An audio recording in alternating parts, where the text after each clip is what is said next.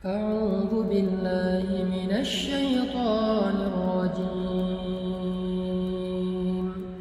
بسم الله الرحمن الرحيم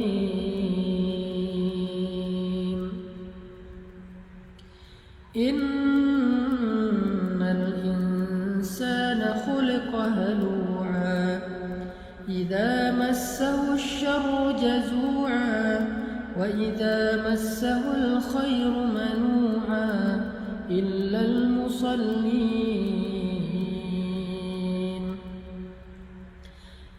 المصلين الذين هم على صلاتهم دائمون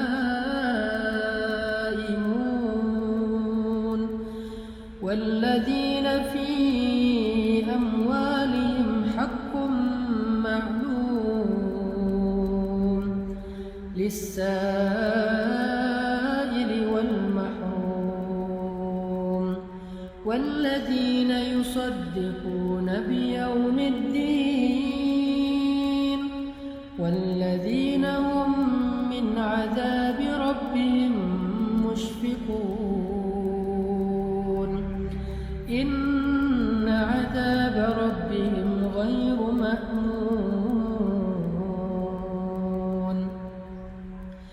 والذين هم لفروجهم حافظون إلا على أزواجهم أو ما ملكت أيمانهم فإنهم غير ملومين فمن ابتغى وراء ذلك فأولئك هم العادون والذين هم لأماناتهم وعهدهم راعون والذين هم بشهاداتهم قائمون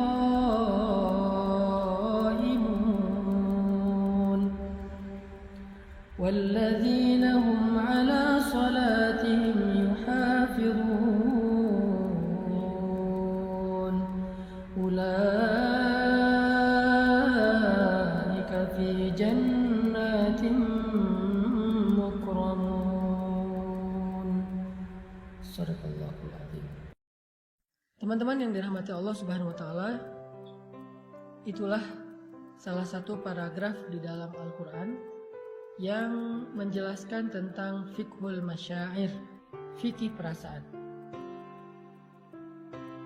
Bahwa Allah Subhanahu wa taala menjelaskan manusia itu secara jiwa atau perasaannya, lebih tepatnya mental atau perasaannya itu pada dasarnya labil. Allah menggambarkan labil ini dengan istilah halua. Dia tuh mudah sekali berubah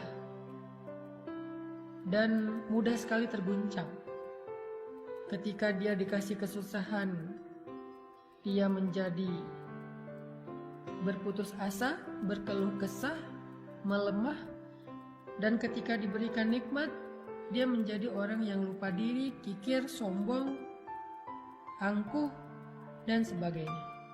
Itulah sifat dari mental manusia yang labil, yang halua kalau dalam bahasa surat Al-Ma'arij. Kalau dalam bahasa surat An-Nisa itu diistilahkan dengan muzabzabina baina dzalik, terombang-ambing, tidak stabil gitu. Kita bisa rasain sendirilah gimana mudahnya mental kita drop. Kadang-kadang pemicunya kecil, sederhana, tapi langsung tersulut, akhirnya terbakar. Hanya gara-gara orang klakson, kita jadi marah. Hanya gara-gara orang salah belok, kita jadi marah. Hanya gara-gara orang telat jalan ketika lampu hijau, kita jadi marah. Hanya gara-gara orang ngedim pakai lampu sorot, kita marah. Dan marahnya kita kadang-kadang yang rugi bukan orang itu, bukan orang lain. Yang rugi diri kita sendiri dan orang-orang yang semobil dengan kita di jalan. Di rumah juga kayak gitu. Kita sering marah itu dengan pemicu-pemicu yang kecil. Hanya gara-gara pasangan kita wajahnya mungkin lagi nggak terlalu ceria, kita jadi bete. Hanya gara-gara mungkin anak kita bangun tengah malam, kita jadi bete. Anak kita rewel, kita jadi bete. Salah ngomong seorang pasangan, kita jadi bete. Itu yang disebut dengan jazua, halua, mudah sekali untuk drop, mudah sekali untuk bete, mudah sekali untuk kepancing, mudah sekali untuk marah, mudah sekali untuk apalagi tersinggung, sakit hati, baper, dan seterusnya. Itulah yang disebut dengan halua, jazua, berkeluh kesah. Di sosmed apalagi? Namanya orang, followers, saya posting tilawah Al-Quran aja ada yang dislike, padahal yang diposting itu bukan konten-konten yang kontroversi, bukan tilawah Al-Quran. Ya mungkin dia dislike karena menurut dia saya ada yang salah baca mungkin, atau ada yang nggak fasih tajwidnya, Allahu alam. Tapi ya itu kadang-kadang bikin kita ngerasa kayak sedih gitu. Itulah sifat dari mental manusia. Mudah banget kepancing, mudah banget terluka, mudah banget kegores. Sampai para ulama mengatakan hati kita itu kadang-kadang lebih rentan daripada kaca. Jadi kalau kaca aja kemana-mana kita kalau bawa itu selalu dikasih stiker fragile. Karena kita hati-hati menjaga kaca-kaca yang mudah pecah itu, maka hati kita lebih rentan dari itu, lebih fragile dari itu. Nah, fragile ini salah satu maknanya adalah jazua atau halua. Inilah sifat mental kita, masyair kita. Dan semua orang mengalami itu, apalagi kita yang manusia biasa, pasti sering kayak gitu. Kadang-kadang kita kayak suka sedih ya, kok saya jadi lemah gini ya, kok saya jadi baperan banget sih, kok saya gampang malah kepancing sih. Pas sudah sadar kita jadi sedih, pengen berubah tapi susah. Dan semua perasaan-perasaan yang gak normal ini, yang gak stabil ini akan merusak hubungan kita dengan orang-orang yang kita cintai. Makanya fikih masyair itu penting, fikih perasaan itu penting. Labilnya kita membuat hubungan kita dalam pekerjaan dengan partner kita, dengan teman-teman kita itu jadi gak mudah.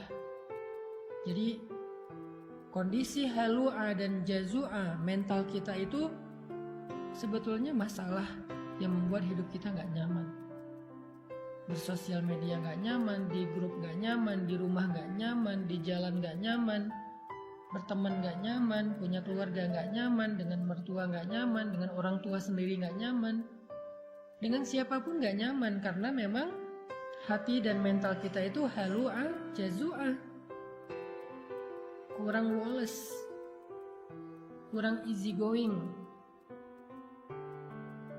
Innal insan khuliqa halua, idza massahu syarr jazua, wa idza massahu khair manua. Jadi poin pertama kita dari paragraf Al-Ma'arij itu adalah mental dan perasaan kita itu dasarnya labil. Hati kita itu labil. Kita tuh labil, pasangan kita labil, anak kita labil, orang tua kita labil. Semua manusia yang kita kenal itu labil. Semua kita tuh halua, jazua, manua, semuanya sama. Jadi kita hidup di antara kelabilan-kelabilan perasaan dan hati manusia. Yang hari ini dia sayang sama kita, besok dia bisa bete dan benci sama kita. Yang hari ini dia ngebelain kita, besok dia bisa nyerang kita. Yang hari ini dia muji kita, besok dia bisa mencela kita loh. Itulah manusia. Kadang-kadang orang yang mencela kita itu kita sampai nggak nyangka gitu. Orang yang kita anggap kayaknya baik-baik aja, kita nggak ada masalah pribadi dengan dia, malah kita ngerasa udah baik sama dia, kita udah ngerasa udah banyak bantu dia, tapi tiba-tiba di belakang dia yang nyerang kita, dia yang menjelek-jelekan kita, dia yang memfitnah kita. Itulah manusia. Jadi jangan heran kalau kita ngalamin itu ketika kita bergaul. Kalau kita masih heran pas ngalamin itu, berarti kita kayak naif. Kita Kita pikir kita hidup di antara malaikat? Enggak, kita hidup di antara manusia. Dan kita bagian salah satu di antara itu. Kita juga pernah banget lah ngecewain orang. Nggak tepat janji pernah, bahkan ingkar janji pernah. Kalau nggak tepat janji meleset. Kalau ingkar janji, ya sengaja aja nggak mau menunaikan janji. Marah-marah pernah, mencela pernah, apalagi menghina pernah. Banyak kok kekecewaan yang pernah kita lakuin kepada orang lain. Jadi jangan heran kalau dalam kehidupan yang labil ini kita melihat seseorang berubah dengan cepat. Itu jangan heran. Toh kita juga kayak gitu. Makanya karena Allah tahu kita diciptakan dalam kondisi mental, perasaan dan hatinya itu labil, gampang terbolak-balik. Dari yang benci jadi cinta atau dari cinta jadi benci itu terjadi di mana-mana. Maka Allah Subhanahu wa taala memberi kita nasihat. Di dalam surat Al-Ma'arij. Karena Al-Quran itu adalah tazkiyatun nafs, obat bagi jiwa, syifa'un lima fis sudur, obat penyembuh bagi penyakit-penyakit yang ada di dalam dada, penyakit hati, penyakit perasaan.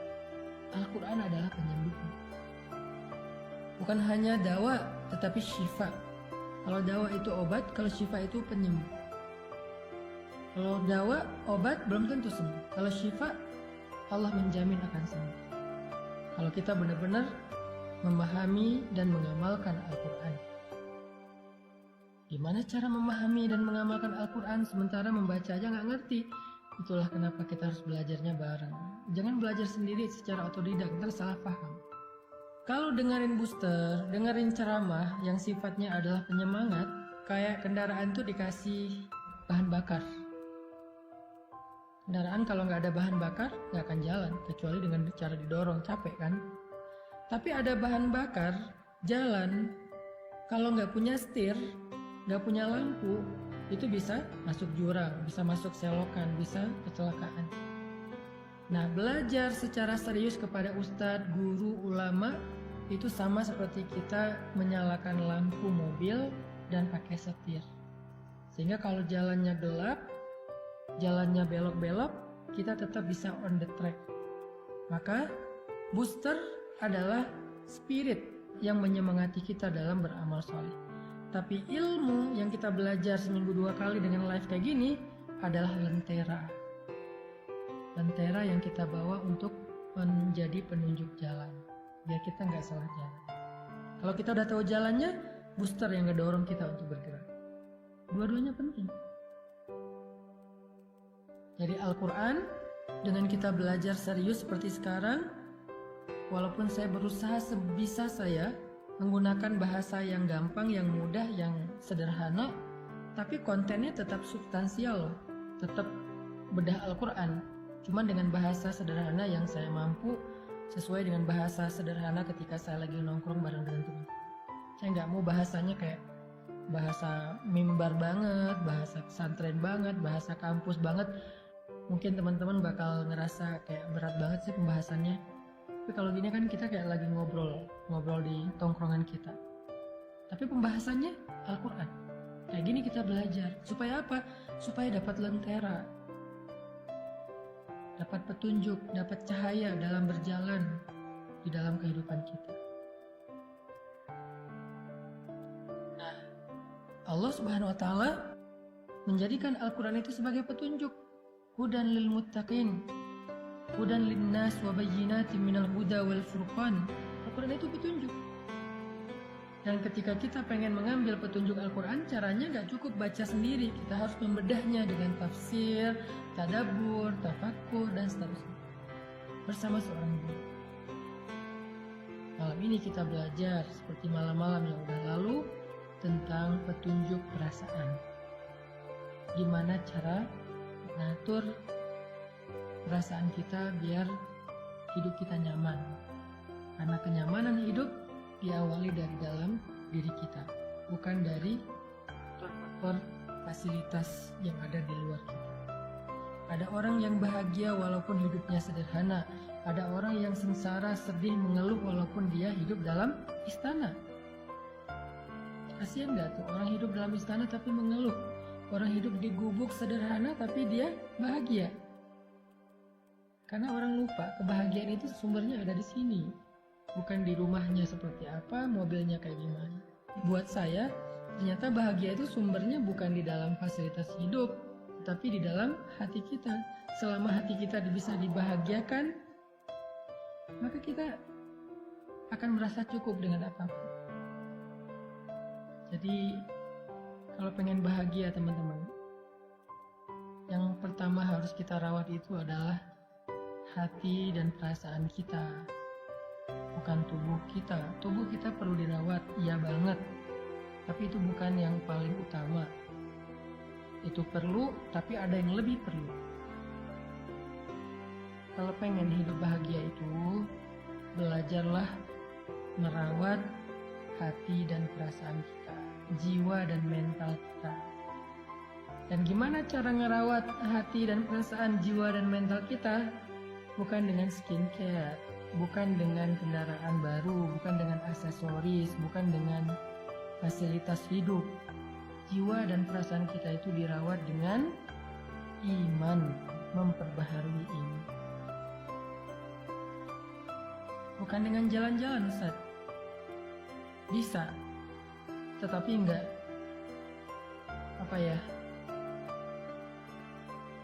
tangguh. Bukankah kita kadang-kadang bete gara-gara jalan-jalan, macet, apalagi yang tinggal di kota-kota besar, baru keluar rumah udah macet, udah capek-capek macet-macetan, sampai di sana cuman sebentar udah tutup. Dan banyak lagi masalah-masalah teknis terjadi. Jadi yang harus di-happyin itu bukan zahirnya dulu, tapi batinnya. Dan sumber kebahagiaan batin itu kalau kita pengen belajar, apalagi setelah hidup kita rumit, seperti sekarang setelah kita dewasa. Kalau anak kecil mungkin lebih gampang happy lah ya, hidupnya nggak rumit. Tapi setelah kita dewasa, hidup kita udah rumit, kita butuh solusi ekstra. Kalau anak kecil sekedar bisa main aja udah happy dia. Kalau kita kan nggak. Maka kita butuh Al-Quran, kita butuh ilmu, kita butuh pembaharuan iman, kita butuh booster, kita butuh nasihat, kita butuh fikih perasaan. Itulah yang membuat kita bisa merasakan kenyamanan hati. Allah Subhanahu wa Ta'ala mengajarkan kepada kita di dalam surat Al-Ma'arij gimana caranya biar mental, jiwa dan hati kita itu stabil. Nggak halu, ajazu, amanu, dan seterusnya, tapi dia stabil. Gimana caranya? Kata Allah, illal musallin, kecuali orang yang sholat. Pada dasarnya manusia itu labil, dikasih ujian labil, dikasih nikmat labil, dikasih ujian ngeluh, putus asa, dikasih nikmat lupa diri, sombong, dan seterusnya, kecuali illal musallin, orang yang sholat. Illal musallin, kecuali orang yang sholat. Sehingga bagi orang yang beriman, sholat itu adalah rahatul qalb, rahatun nafs. Sholat itu adalah rehatnya hati, rehatnya jiwa. Ketika jiwa dan hati kita merasa lelah dan capek, maka sholat adalah istirahatnya. Jika Nabi capek dengan omongan orang-orang yang membenci beliau, capek dengan fitnah, capek dengan caci makian dari orang-orang kafir Quraisy saat beliau berdakwah, seharian beliau lelah, sampai di rumah beliau ketiduran karena capek, maka Allah membangunkan Nabi. Nabi tidur untuk istirahat fisik, istirahat badan. Beliau tidur. Nah, kalau badan kita udah capek, kita tidur. Itu istirahat badan, istirahat zahir, fisik. Tapi Nabi belum istirahat batin. Karena walaupun tidur, hatinya masih sedih. Walaupun tidur, hatinya masih kecewa, masih marah. Makanya dalam keadaan tidur itu Allah membangunkan Nabi. Ya ayyuhal muzammil. Wahai orang yang sedang tidur dan berselimut, yang hatinya masih gelisah, yang hatinya masih lelah, yang hatinya masih sedih dan kecewa, yang hatinya masih marah. Ya ayyuhal muzammil, qumil laila illa qalila. Bangun dan sholatlah di malam walaupun cuma sebentar. Kenapa? Karena tidur itu istirahat fisik, tapi sholat itu istirahat jiwa, istirahat batin. Sehingga kalau batin dan jiwa kita merasa lelah, capek, lemah, kecewa, marah, labil dan seterusnya, dia butuh istirahat, dia butuh hiburan, dan hiburannya as-sholah. Di surat Al-Ma'arij Allah bilang, obat jiwa itu adalah illal musallin, kecuali orang yang sholat. Di dalam surat Al-Muzammil Allah mengatakan, wahai orang yang lelah, wahai orang yang sedang tidur, wahai orang yang sedang sedih, kecewa, yaitu Rasulullah SAW, kumil laila illa qalila, bangun walaupun cuma sebentar sholat. Itu obat bagi orang yang beriman. Dan Nabi SAW bersabda, ketika Nabi dalam keadaan sedang lelah jiwanya, lelah hatinya, lelah perasaannya dengan semua omongan-omongan orang Yahudi dan orang munafik di kota Madinah, maka Nabi SAW menyuruh Bilal untuk azan agar beliau dan sahabat bisa sholat untuk bisa mengistirahatkan hati yang lelah. Apa kata-kata Nabi? Arihna bis sholah ya Bilal, istirahatkan kami dengan sholat wahai Bilal. Istirahatkan kami dengan sholat wahai Bilal.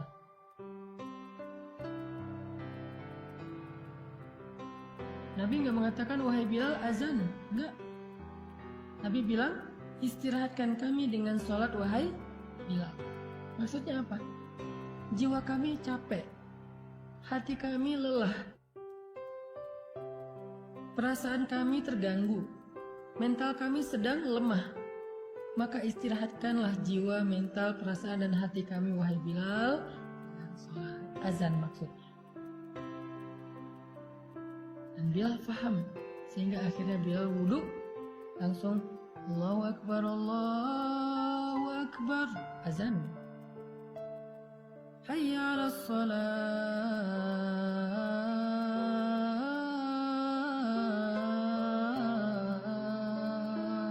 Yuk kita sholat. Hayya 'alal falah.